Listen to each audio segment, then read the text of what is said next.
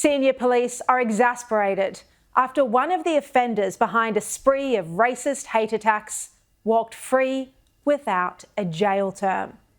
Just a year ago, Australians awoke to shocking scenes: cars torched, graffiti smeared across homes and buildings.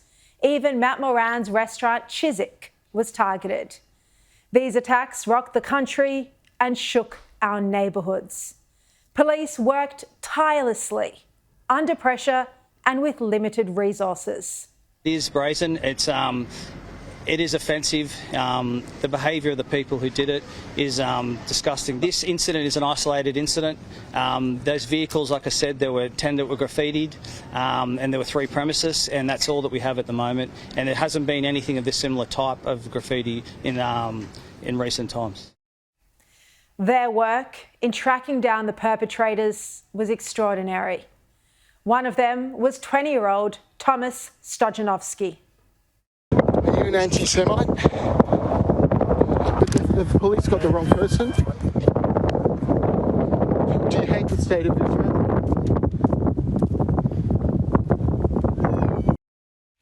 That was journalist Liam Mendes from The Australian approaching him. Now, Thomas was arrested just a week after the crime spree in November last year at his South Sydney home. He was charged with 21 offences, 14 counts of destroying or damaging property, 3 counts of entering land with intent to commit an indictable offence, and 2 counts of destroying property using fire.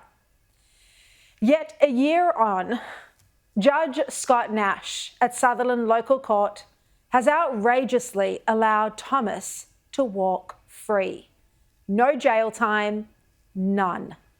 The man has avoided jail time for his role in an anti-Semitic vandalism attack in Sydney's eastern suburbs.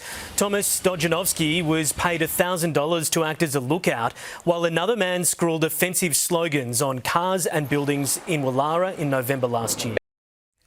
And instead, Stojanovski has received an 11-month intensive corrections order, community service and a $750 fine.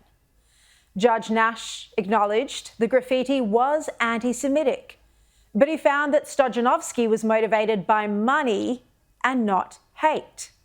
The judge said, "I accept his reason was financially motivated and was not to fund an extravagant lifestyle, but to fund illicit drugs."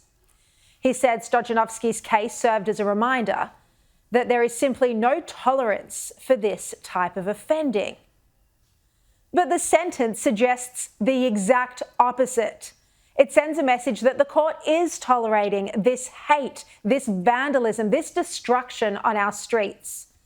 And his motivations are beside the point. What matters is that Stojanovski committed crimes that had a profound impact on Australians, undermining public safety, jeopardising lives, and sowing fear and anxiety. Serious crimes were committed, and thus there should be serious punishment. A strong penalty also is crucial as a deterrent. We are still seeing protesters damage property and vandalise buildings. Without tough consequences, this violent behaviour will only continue. Now, police are exasperated. They're furious.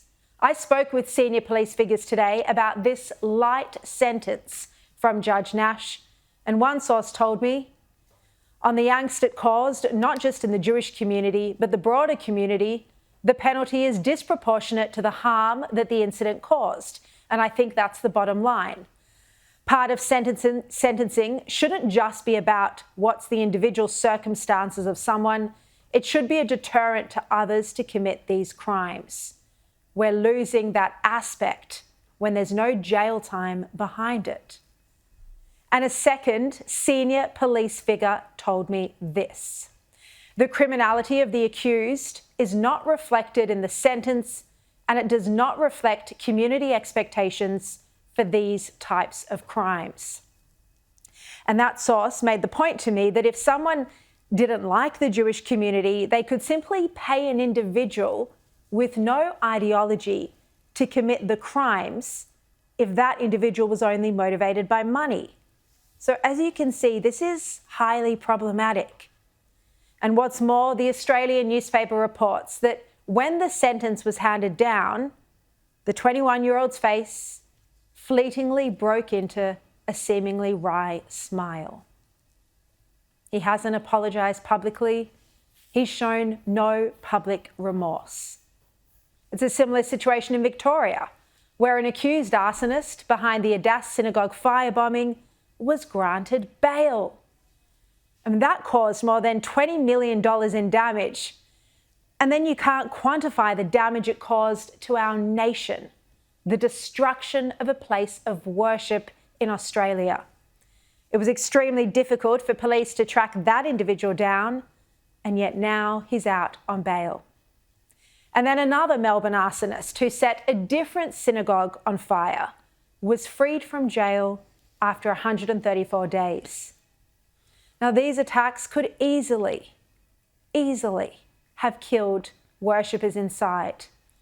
Light sentences like these are unfair to the police, unfair to the community, and certainly not in the interests of public safety.